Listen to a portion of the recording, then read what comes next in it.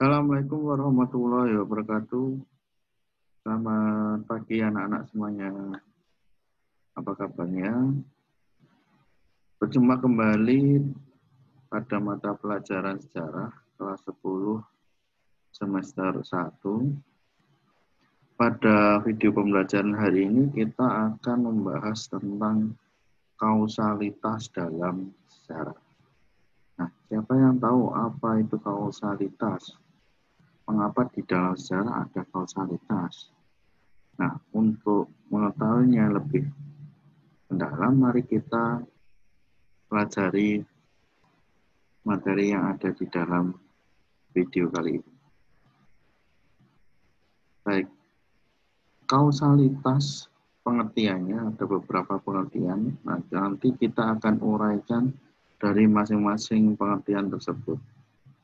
Yang pertama, kausalitas adalah suatu rangkaian peristiwa satu yang mendahului peristiwa yang kedua atau peristiwa yang menyusul.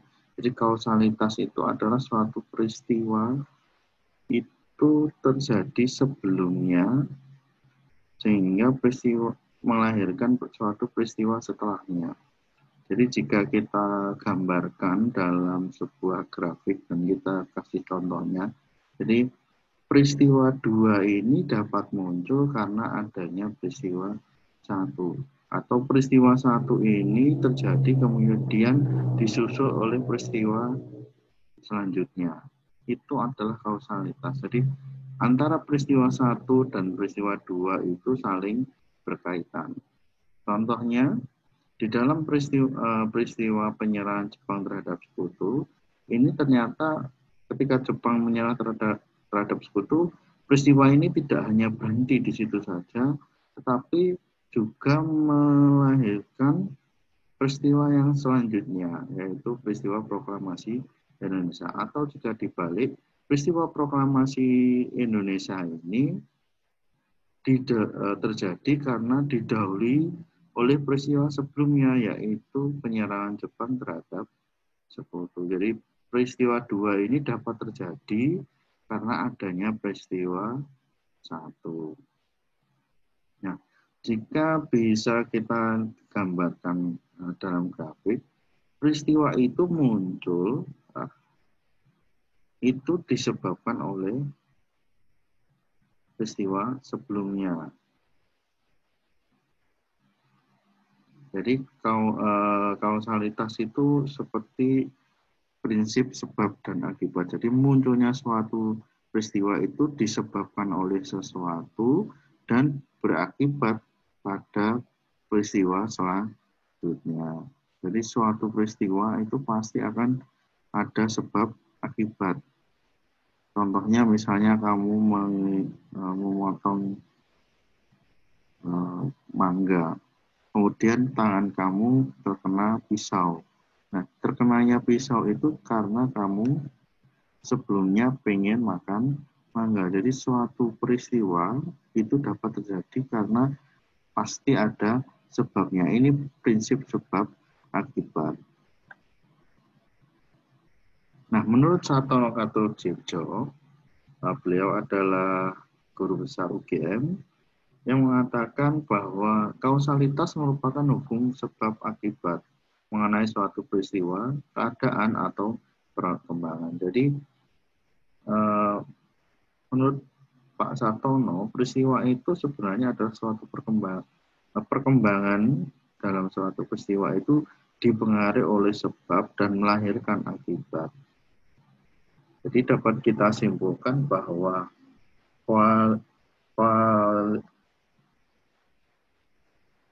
kausalitas sejarah itu adalah sebabnya terjadinya peristiwa sejarah. Jadi penyebab kenapa terjadinya sejarah itu kausalitas.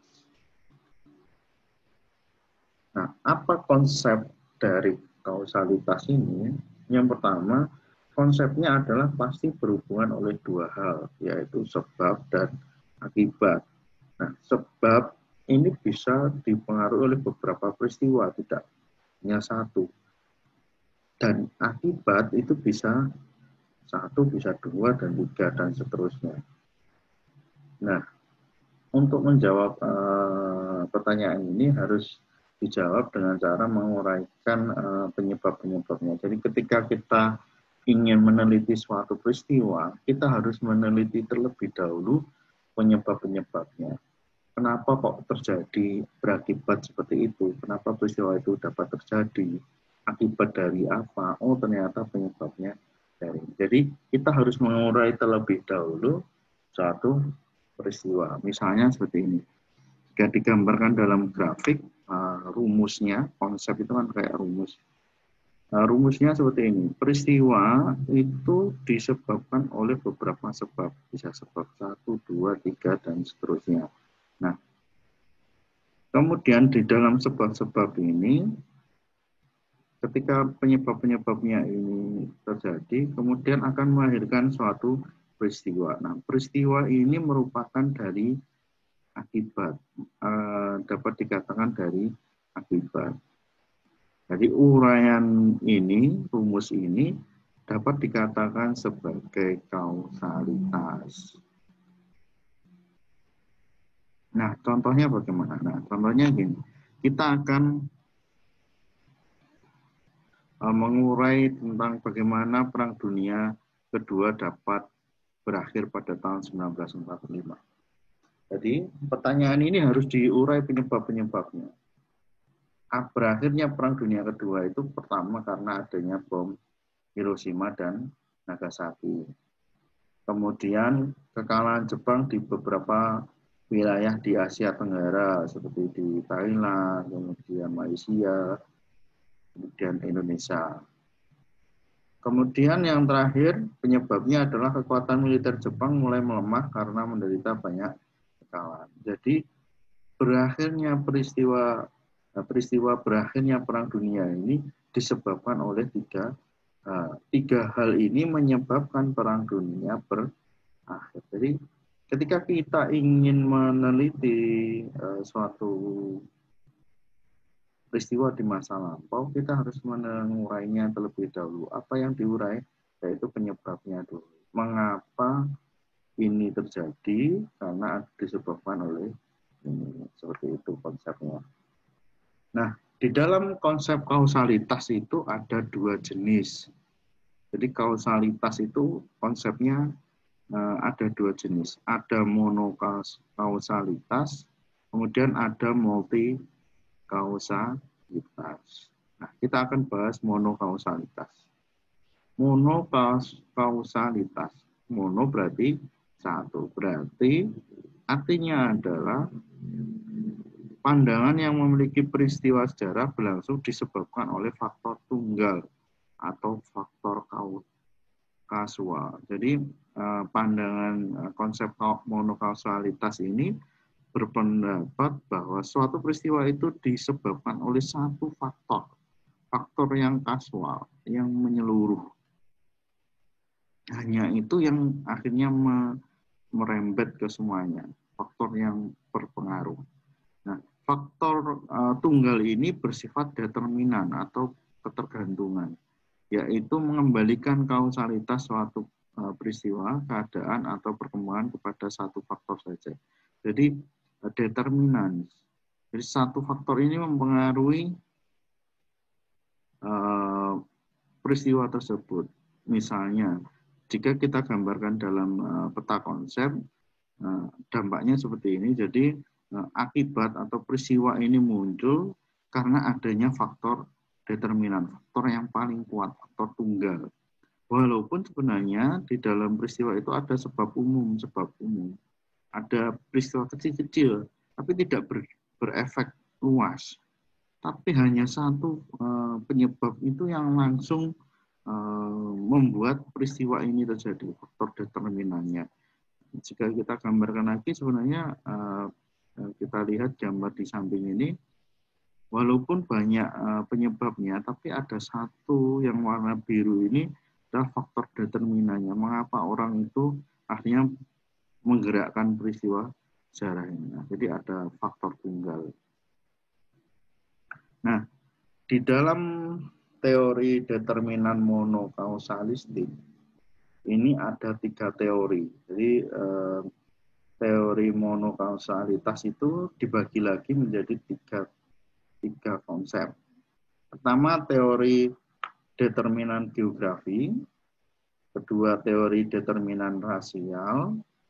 Yang ketiga adalah determinan ekonomi. Kita akan bahas satu persatu. Pertama adalah determinan geografi. Pengertiannya, faktor geografis atau lokasi tempat tinggal merupakan penyebab tunggal dari sebuah peristiwa, keadaan ataupun perkembangan suatu bangsa. Jadi, geografi ini menjadi satu-satunya penyebab mengapa peristiwa itu terjadi di situ. Tidak ada faktor lain. Hanya karena lokasi bisa menyebabkan suatu peristiwa. Contohnya apa? Contohnya adalah penyerangan Pearl Harbor pada tanggal 7 bulan Desember tahun 1941. Kita tahu ini menjadi awal keterlibatan Amerika dalam Perang Dunia Kedua setelah Jepang menyerang pangkalan utama mereka di Hawaii, yaitu di Pearl Harbor. Nah, mengapa peristiwa ini terjadi? Kenapa kok yang dipilih Pearl Harbor, bukan New York atau Washington? Kenapa kok Pearl Harbor? Karena Pearl Harbor ini adalah ada faktor geografisnya, determinannya.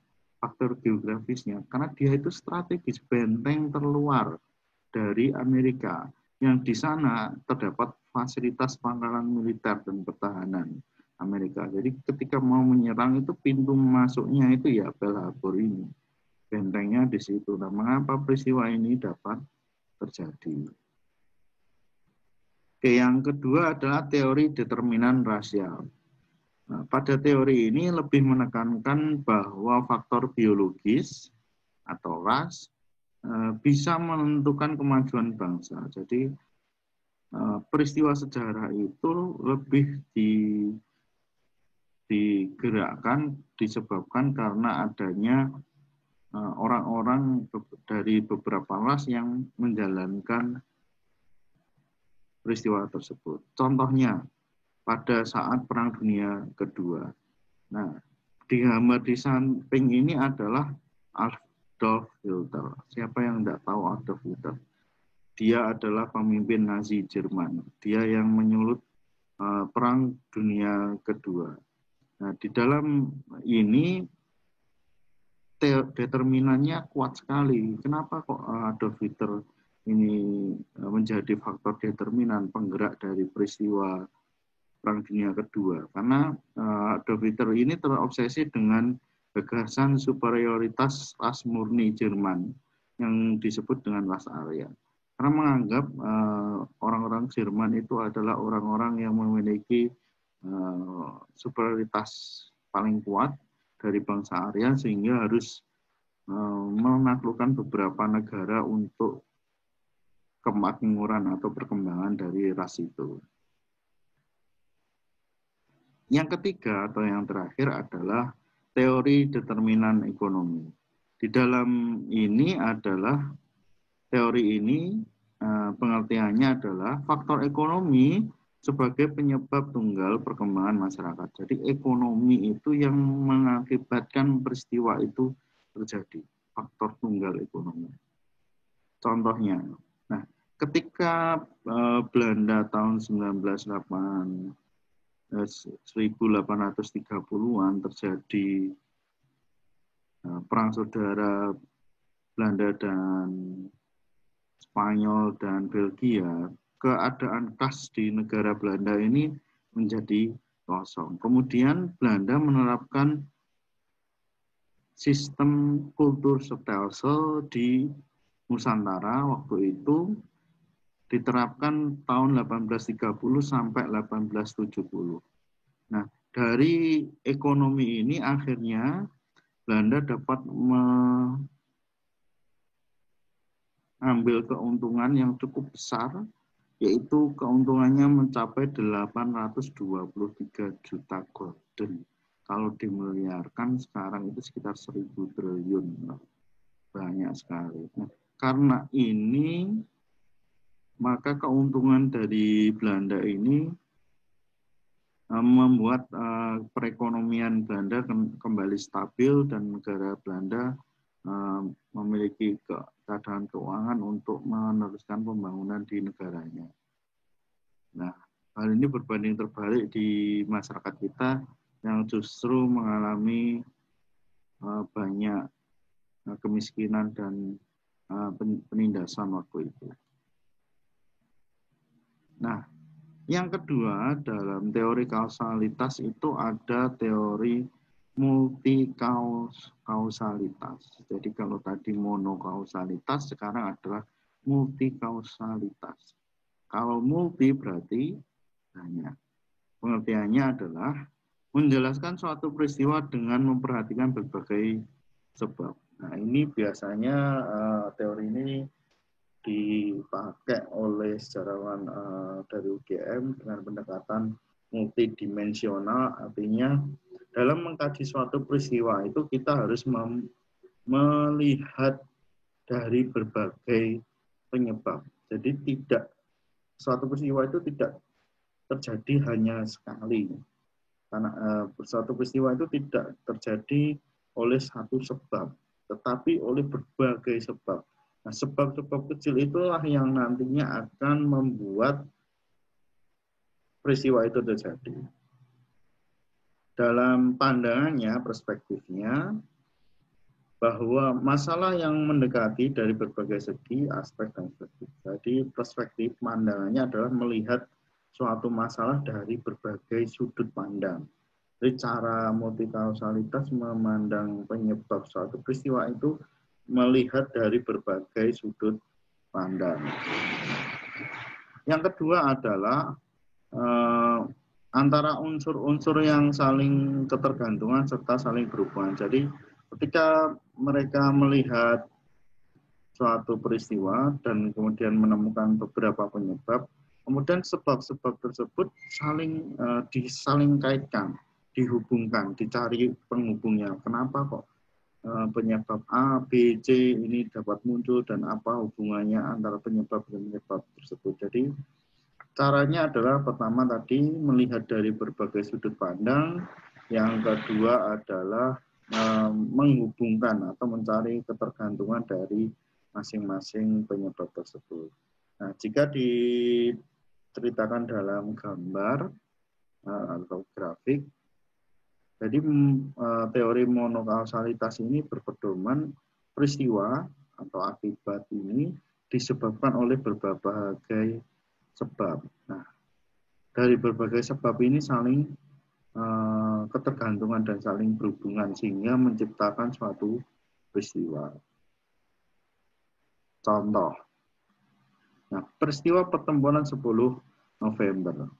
Pertempuran 10 November ini banyak disebabkan oleh beberapa faktor. Ada 3 faktor. Yang pertama insiden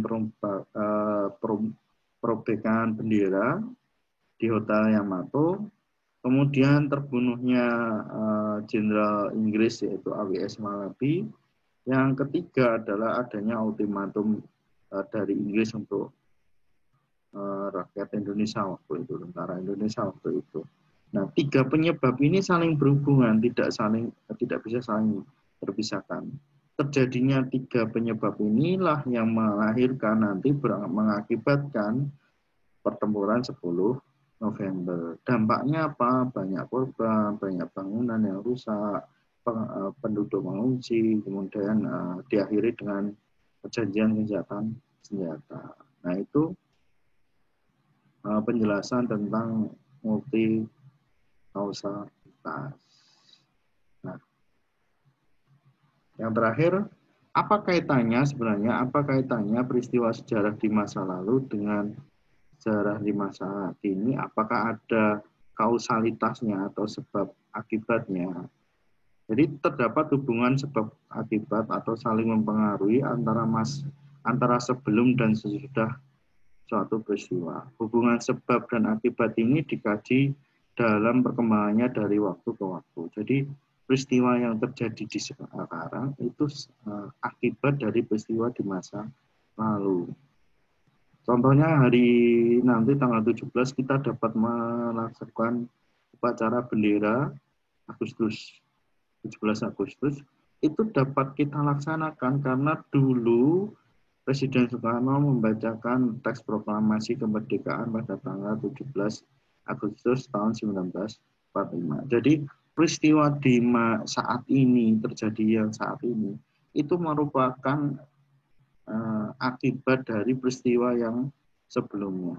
Nah, peristiwa itu berkembang dari waktu ke waktu dan saling menyebabkan sebab akibat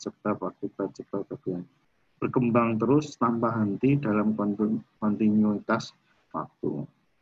Di suatu sejarah dapat terjadi karena adanya lebih dari satu sebab, entah langsung atau tidak langsung. Setiap faktor tidak berkontribusi secara serta-merta atau sama terhadap suatu peristiwa tersebut. Suatu peristiwa sejarah dapat terjadi karena adanya lebih dari satu sebab, entah langsung atau tidak langsung. Jadi suatu peristiwa itu dapat terjadi lebih dari beberapa faktor atau penyebab. Baik itu secara langsung mengakibatkan peristiwa itu terjadi maupun secara tidak langsung. Jadi secara tidak langsung berarti secara tidak mempengaruhi secara efek secara penuh waktu itu.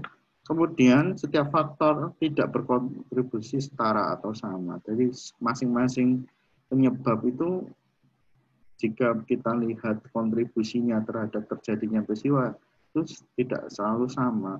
Ada yang berakibat kecil, ada yang berakibat besar.